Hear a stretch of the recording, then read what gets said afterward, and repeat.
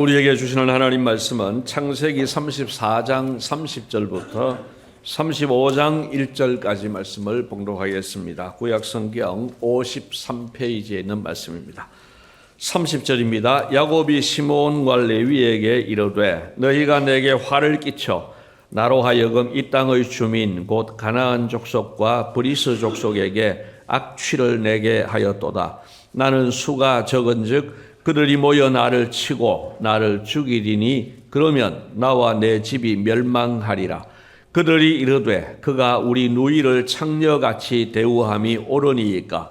하나님이 야곱에게 이르시되 일어나 베델로 올라가서 거기 거주하며 네가 네 형 에서의 낯을 피하여 도망하던 때에 네게 나타났던 하나님께 거기서 제단을 쌓으라 하신지라. 아멘.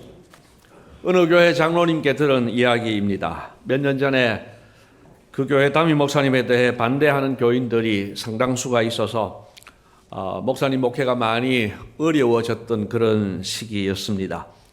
그 장로님 하시는 말씀이 그렇습니다.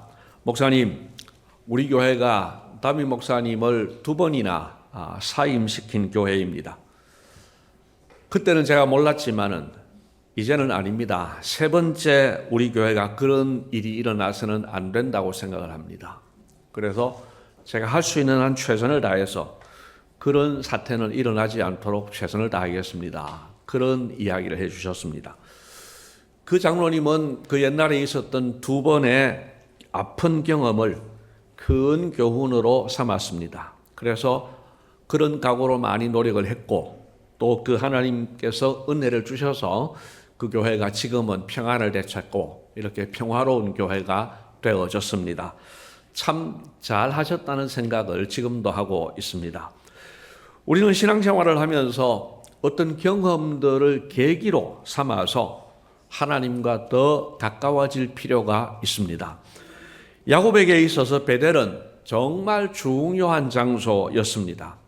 평생에 그 베델의 경험을 떠올리면 언제든지 초심을 회복할 만한 그런 영적 체험이 베델에서 있었습니다.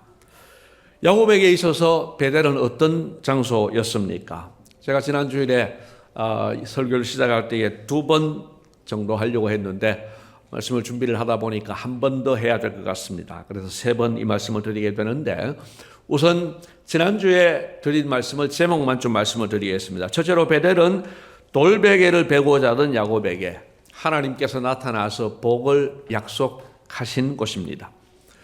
이 돌베개라고 하는 것은 그냥 단순한 돌베개가 아니고 아주 처량한 신세, 아주 어려운 상황에 하나님께서 나타나셔서 뜻밖의 하나님이 나타나셔서 야곱이 정말 감격했던 그런 장소입니다.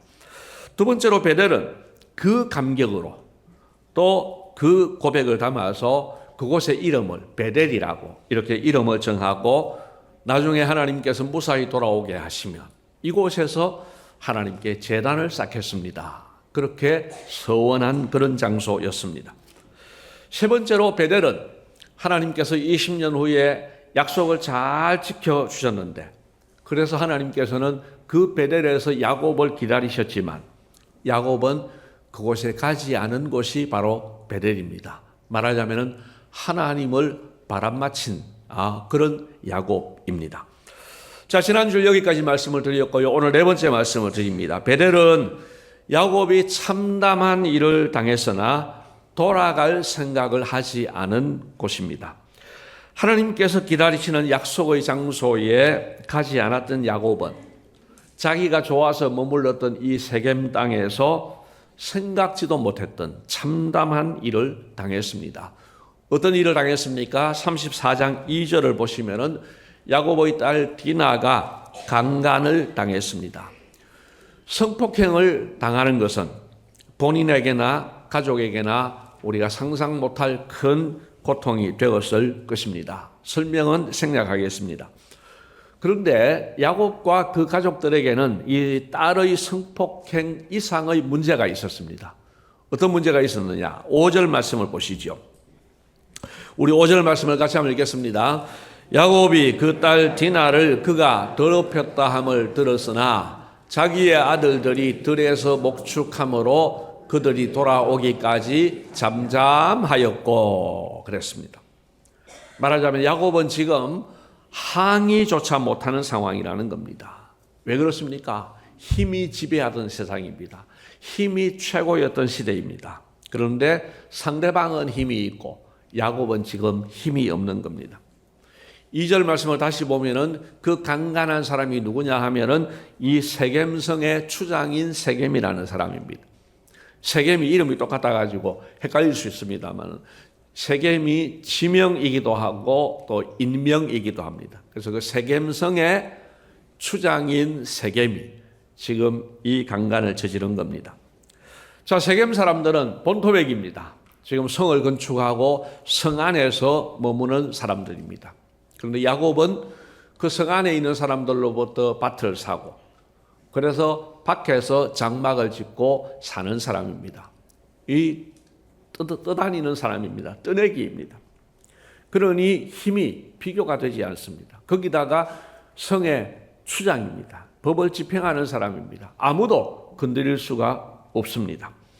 아들들마저 들에서 목축을 하고 있었기 때문에 늙은 야곱으로서는 말 한마디 하지를 못하고 고민만 하고 있는 상황입니다. 그런데 또 한 가지 문제가 있었습니다. 어쩌면 이것은 더 큰 문제일 수도 있는데 그것은 추장이 욕보인 그 디나를 보내지를 않는 거예요. 집에 돌려보내지 않는 거예요. 17절 말씀을 보면은 야곱의 아들들이 찾아가서 협상을 하는데 그 협상하는 중에 마지막에 이런 말을 합니다. 우리 말대로 하지 아니하면 우리는 곧 우리 딸을 데리고 갈 거다. 지금 못 데리고 왔고 그곳에 있는 거예요. 26절에 보면은 나중에 세겜 사람들을 다 죽인 후에 디나를 그때서야 세겜의 집에서 데려오고 이렇게 이야기합니다. 그러니까 지금 상황은 딸이 억류당해 있는 겁니다.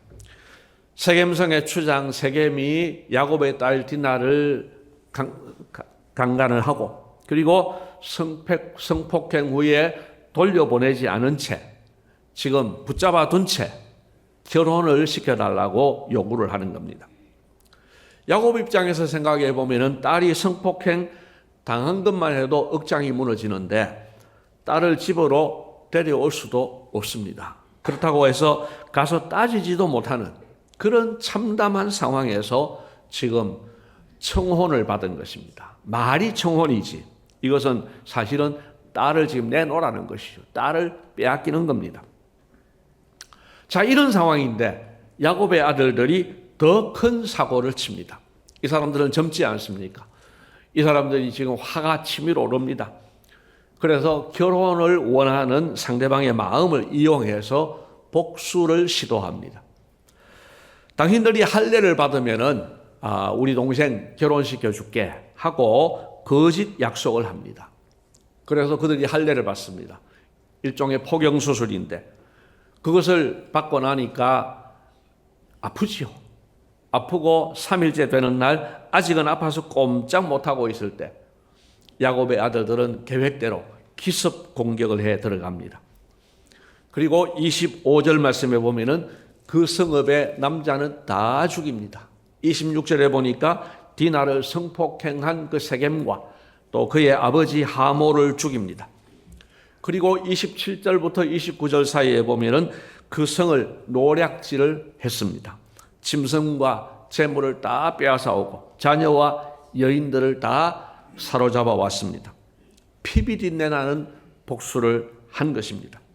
그들은 통쾌했을 것이고 속이 시원했을 겁니다. 그러나 진짜 문제는 그때부터였습니다. 무엇이 문제입니까? 여러분 30절 말씀을 한번 보시죠. 30절 말씀을 같이 읽겠습니다. 야곱이 시몬과 레위에게 이르되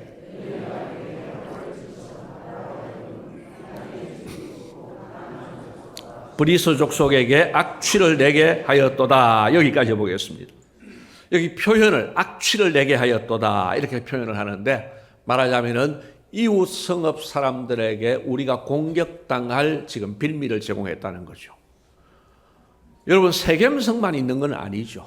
우리 사하가 있으면은 사상도 있고 서구도 있고 다른 주민들이 있는 거예요. 그 다른 주민들, 여기 두 족속을 이야기했는데 그 족속들이 가만히 있겠냐는 거죠. 그 두 족속들이 쳐들어오면 나는 수가 적고 그들은 수가 많으니 우리는 지금 멸망하리라.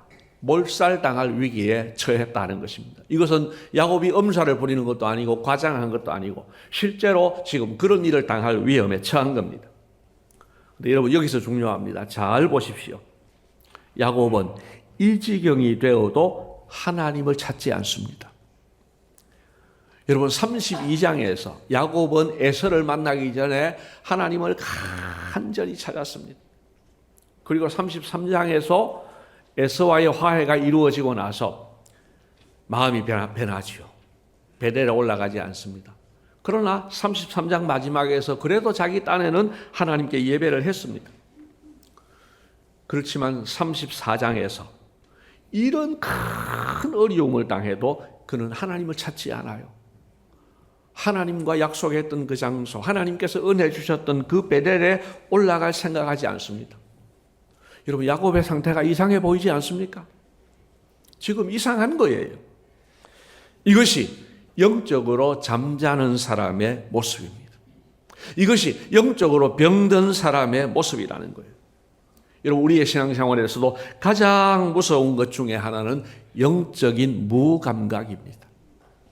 여러분 내 영적인 감각이 살아있는지 우리 이거 진단해 보셔야 됩니다. 육체의 병도 그렇지 않습니까? 우리 교회 고신대학교 가로대학 교수님으로 계셨다가 퇴직하신 태영숙 권사님께서 그 조기암을 발견한 어떤 성도에게 하신 명언이 있어요. 제 앞에서 그런 말씀을 하셨는데 암을 조기 발견한 것은 복권 당첨된 것과 같습니다. 이렇게 이야기해 주시더라고요.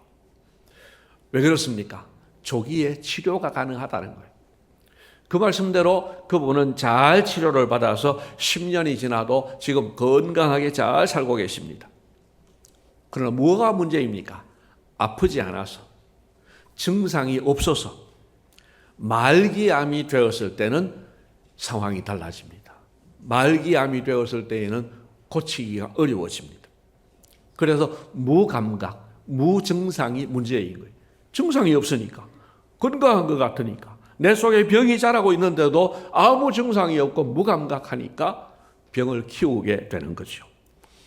여러분 영적으로도 마찬가지입니다. 영적으로도 자신에 대해서 아무런 문제도 느끼지 못하는 사람은 제일 무서운 사람이에요. 내가 지금 이렇게 살고 있는데 분명히 문제가 있는데 문제를 못 느끼고 살아가는 사람, 그것을 들고 하나님께 나아갈 기회를 놓치게 되는 거예요. 그래서 여러분 우리의 영적인 감각이 대단히 중요한데요. 이 영적인 감각에도 등급이 있는 것 같습니다. 1등급입니다. 1등급은 어떤 사람이냐? 여러분 한우 1등급보다 이거 더 중요한 거예요. 우리 학생들 1등급 받는 것보다 이 1등급이 더 중요한 거예요. 1등급은 어떤 사람이냐? 늘 깨어있는 사람, 건강한 사람인데요. 말씀으로 깨닫는 사람이에요. 또한 생활 가운데서도 하나님이 주시는 메시지를 깨닫는 사람이에요. 그래서 말하자면은 베델에서 하나님과 더불어 살아가는 거예요. 이런 사람이 바로 에녹처럼 하나님과 동행하는 사람입니다. 하나님과 동행하는 사람, 말씀을 통해 깨닫고 일상생활에서도 하나님의 마음을 깨닫는 사람, 1등급의 사람이에요. 우리 모두 영적인 감각의 1등급 되시기를 축복합니다. 이거 1등급 받아야 돼요. 2등급은 뭐냐? 말씀으로 잘 깨닫지 못해요. 또 일상생활에서도 잘 깨닫지를 못해요. 그러나 큰 일을 당하고 나면 깨닫습니다.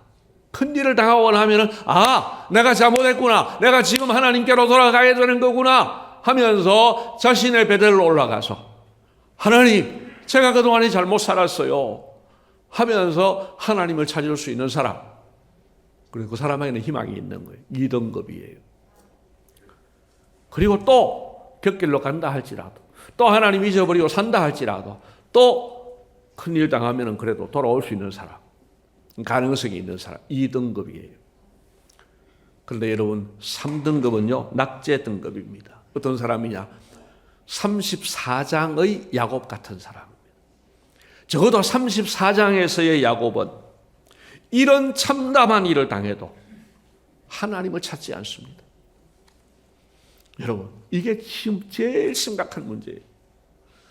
오늘 우리가 어려움을 당했음에도 불구하고 하나님을 찾지 않는 사람. 그냥 나는 예배 드리러 왔으니까 하나님 찾는 거 아닙니까? 이거 말고 정말 마음을 다해서 하나님만이 나의 길입니다. 하나님만이 나를 살려줄 수 있습니다. 하고 찾아오는 그 베델이 없다는 겁니다. 여러분, 우리는 어떤 부류의 사람입니까? 정말 최소한 2등급은 되시고 가능하면 1등급의 사람들 되시기를 주님의 이름으로 축복합니다. 절대로 3등급은 되지 마시기를 바랍니다. 아무리 사인을 주어도 깨닫지 못하는 사람, 이런 사람은 위험한 겁니다. 그런 사람은 되지 말아야 됩니다. 오늘 말씀 마지막으로 5번째입니다. 베델은 풍전등화 가운데 있는 야곱을 건져내시기 위해 하나님께서 가라 하신 곳입니다. 창세기 34장의 마지막 2절을 오늘 제가 읽었는데요. 그 내용이 무엇입니까? 30절은 야곱이 복수극을 벌인 그 아들들을 책망하고 몰살당할 위기를 걱정하는 내용입니다. 아버지가 그렇게 이야기를 하니까 31절의 마지막에 야곱의 그 책망에 대해서 아들들이 항변하는 내용입니다. 아니, 우리 누이를 창녀같이 대우하는데 가만히 있으라는 말입니까? 하고 항변하는 내용이에요. 야곱의 말이 맞지요. 그리고 야곱 아들들의 심정도 이해는 되는 거죠. 심정이 이해가 되잖아요. 이런 일을 당했는데 가만히 있으라고요? 서로 걱정하면서 또 상대방 탓을 합니다. 중요한 것은 그 어떤 말 속에도 해결책은 없다는 거예요. 서로 많은 말을 하는데 원망도 하고 탓도 하고 걱정도 하고 염려도 하는데 해결책이 없는 것. 여러분, 어쩌면 이거 우리가 한 번씩 경험하는 것 아닙니까? 문제는 큰데 해결책이 없는 거. 여러분, 이거 우리가 경험하는 거예요. 중요한 것은 그 어떤 말 속에도 해결책이 없는 이 풍전등화 같은 바람 앞에 등불같이 꺼져가는데 해결책이 없는 것. 이것이 인간끼리 모여서 의논할 때에 나오는 상황입니다. 걱정은 태산같이 많지만 해결책은 없고 그래도 하나님께로 돌아갈 생각조차 하지 않는 답답한 상태로 34장이 끝이 납니다. 그런데 35장 1절에서 시간이 얼마나 걸렸는지는 몰라요. 이 갭이 얼마나 걸렸는지는 모르지만 35장 1절에서 하나님께서는 야곱을 찾아와 주셨습니다. 35장 1절 말씀을 보시죠. 우리 같이 한번 읽도록 하겠습니다. 하나님이 야곱에게 이르시되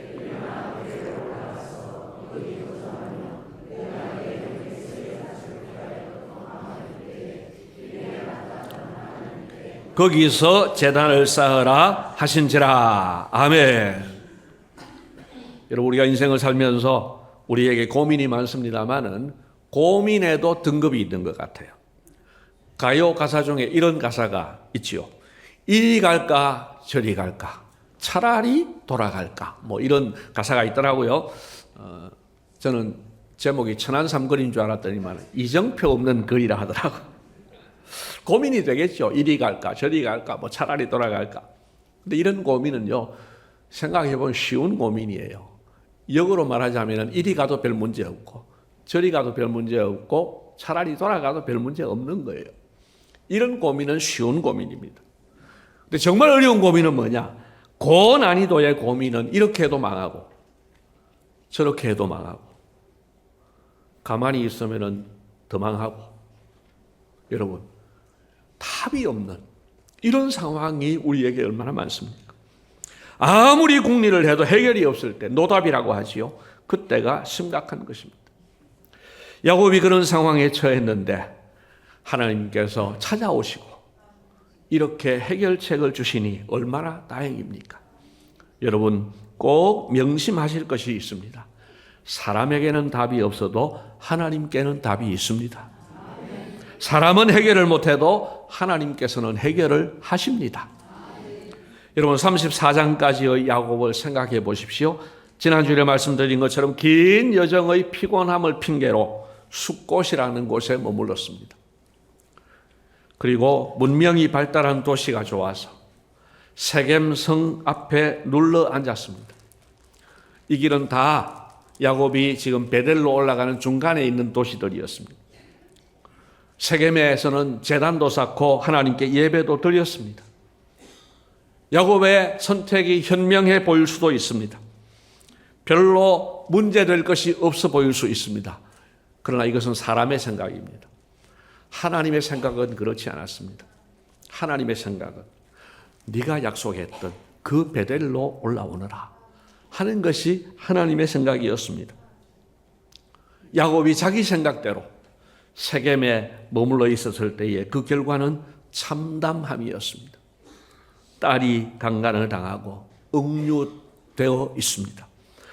그래도 항의조차 못하다가 꾀를 써서 신나게 자녀들이 복수를 했습니다. 그런다고 해결이 되느냐? 오히려 몰살당할 위기를 만났습니다. 여러분, 이것이 하나님 말씀대로 살지 않고 내 생각대로 사는 사람이 만나는 결국이라는 겁니다. 물론 이렇게 표면적으로 다 그렇게 어려워진다는 말씀은 아니에요. 오히려 하나님과 상관없이 사는데도 아무 일 없는 사람, 어쩌면은 하나님께 버림받은 사람일 수 있습니다. 여러분, 하나님께서 선택하지 않은 사람은 지 마음대로 살아도 하나님 놔두십니다. 왜? 지옥이 있기 때문에. 그 사람 갈 곳은 지옥이 정해져 있어요. 이 땅에서 심판을 안 받아도 지옥 가면은 다 당할 거예요. 그러나 하나님께서 선택하신 사람은 계속 잘못된 길을 가면은 그냥 두시지 않습니다. 이런 일을 통해서라도 하나님을 찾게 하십니다. 하나님을 만나게 하시는 거예요. 여러분, 하나님은 다행히도 야곱을 버리지 않으시고 찾아오셨습니다. 그리고는 해결책을 주십니다. 일어나 베델로 올라가라. 거기서 네가 그 옛날 약속했던 대로 그때 나타났던 하나님께 그 심정으로 하나님께 제단을 쌓으라고 하십니다. 어떻게 보면 지금 야곱이 봉착한 문제 해결과는 거리가 멀어 보입니다. 지금 야곱에게 필요한 것은 힘이에요. 지금 야곱에게 필요한 것은 두 족속이 공격해 올 때 막아줄 수 있는 수호천사가 필요해요. 그런데 하나님은 그런 수호천사 보내줄 생각은 하지 않고 베델로 올라가라고 이야기하는 거예요. 여러분, 다음 주일에 이 부분은 말씀드릴 것입니다만은 우리가 바라는 문제 해결은 하나님께는 문제가 되지 않습니다. 이 문제는 간단하게 해결해 주는 것은 다음 주일에 말씀을 드리겠습니다. 우리도 마찬가지입니다. 우리에게 큰 문제가 되는 것, 뭐 건강 문제, 돈 문제, 뭐 사고가 났는데 사고를 수습을 해야 되는 문제, 자녀가 정신을 차리지 못하는데 정신을 차려야 되는 문제, 이런 문제요. 하나님께서는 우리가 상상하지 못했던 방법으로 단번에 해결하실 수 있습니다. 한 방에 해결하실 수 있어요. 그러나 하나님이 우리의 마음을 찾는 것, 우리의 마음이 하나님을 찾는 것, 이게 하나님 보시기에는 가장 중요하다는 거예요. 근데 이거는 하나님께서 억지로 하시지 않으세요. 하나님께서 뭐 마음을 확 바꿀 수 있지요. 그렇지만 하나님은 그런 억지 사랑을 원치 않는다는 거예요. 그래서 어떻게 하십니까? 하나님은 우리의 마음이 돌아오기를 기다려 주시는 거예요. 야곱의 경우는 기다려도 돌아오지 않으니까 최악의 순간까지 기다리셨다가 결정적인 순간에 초청해 주시는 것입니다. 너무 고민하고 있을 때, 야곱아, 너는 베델로 올라가야 돼. 그 한마디 해 주시는 거예요. 여러분, 우리는 어떻게 하면 좋겠습니까? 우리 각자의 베델 어디입니까? 우리는 각자의 베델에 있습니까? 하나님의 복을 받고 그 옛날 하늘을 나는 것 같은 기쁨 가운데 하나님께 사랑을 약속했던 그 어느 순간이 우리 모두에게 있지 않습니까? 거기가 바로 우리의 베델입니다. 우리는 그 시절의 마음을 회복해야 됩니다. 우리는 그 시절에 하나님 사랑을 회복하고 감사를 회복해야 됩니다. 그것이 지금 우리가 올라가야 할 베델입니다. 우리에게 현재 있는 많은 고민, 많은 걱정 하나님께 다 맡기시면 됩니다. 하나님께서 그거 명령하셨거든요. 너희 염려를 다 주께 맡겨라. 염려는 하나님이 다 맡아주신다는 거예요. 그 대신에 하나님께서 우리에게 바라시는 건 한 가지.